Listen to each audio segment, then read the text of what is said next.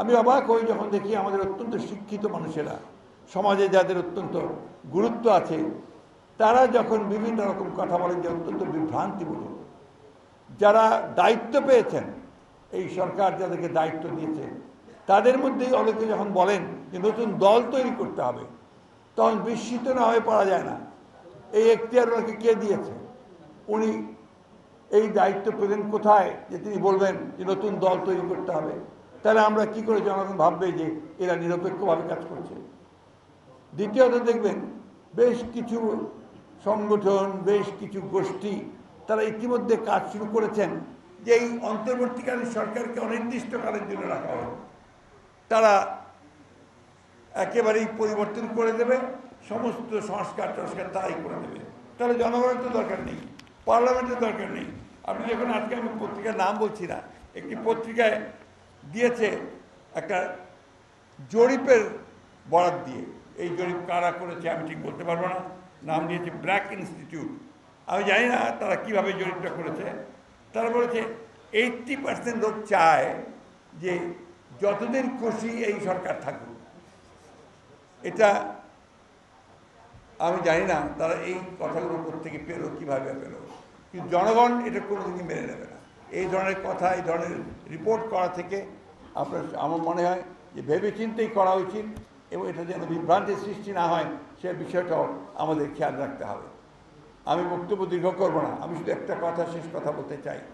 হচ্ছে যে আজকে অনেক ত্যাগ তিতিক্ষার পরে আমরা দীর্ঘ 17-18 বছর ধরে আমরা নির্যাতিত হয়েছি।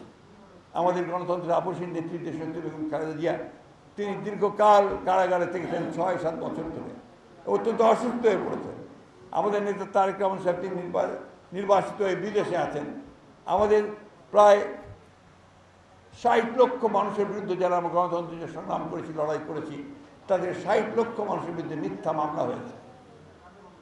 আমি আজকে এই সভা থেকে এই দাবি আবার উত্থাপন করছি, আহ্বান জানাচ্ছি সরকারকে, অবিলম্বে এই মিথ্যা মামলাগুলো, যেগুলো হয়রানিমূলক মামলা করা হয়েছে, গায়েবী মামলা করা হয়েছে, তার সংখ্যা প্রায় 1,45,000 মতো, অবিলম্বে প্রত্যাহার করা হবে। আরেকটি দাবি এবং আহ্বান আমি জানাতে চাই যে এই সংগ্রামে, স্বৈরাচার বিরোধী এবং ফ্যাসিবাদ বিরোধী সংগ্রামের মধ্যে যারা পঙ্গু হয়েছেন, নিহত হয়েছেন, আহত হয়েছেন, তাদেরকে ক্ষতিপূরণ দেওয়া এবং তাদের পরিবারকে পর্যাপ্ত ক্ষতিপূরণ দেওয়ার ব্যবস্থা করতে হবে। আমরা আশাবাদী, বাংলাদেশের মানুষ সবসময় কিন্তু লড়াই করেছে, সংগ্রাম করেছে। যখনই তাদের উপরে সে অত্যাচার, নির্যাতন, নিপীড়নের মাত্রা চরমভাবে বেড়ে গেছে, যখন শাসক গোষ্ঠী বাংলাদেশের মানুষকে তারা পুরোপুরিভাবে ব্যবহার করতে চেয়েছে, তখনই মানুষ কিন্তু বিদ্রোহ করেছে।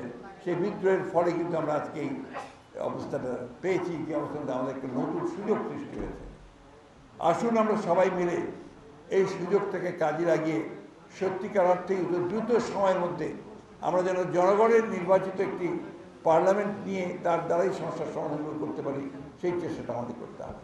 আরেকটি কথা আমি এই অন্তর্বর্তীকালীন সরকার, ইন্টারিম গভর্নমেন্টকে বলতে চাই যে এখনও আপনাদের প্রশাসনে কিন্তু সেই সমস্ত ব্যক্তিরা রয়ে গেছেন যারা এই ফ্যাসিস্ট সরকার রেজিমকে দীর্ঘস্থায়ী করার জন্য লুণ্ঠন, দুর্বৃত্তায়ন এবং সমস্ত প্রতিষ্ঠানকে ভেঙে ফেলার জন্য তারা কাজ করেছে, মদত দিয়েছে, প্রশ্রয় দিয়েছে। তাদেরকে এখনও কিন্তু সেই সমস্ত জায়গা থেকে অপসারণ করা হয়নি।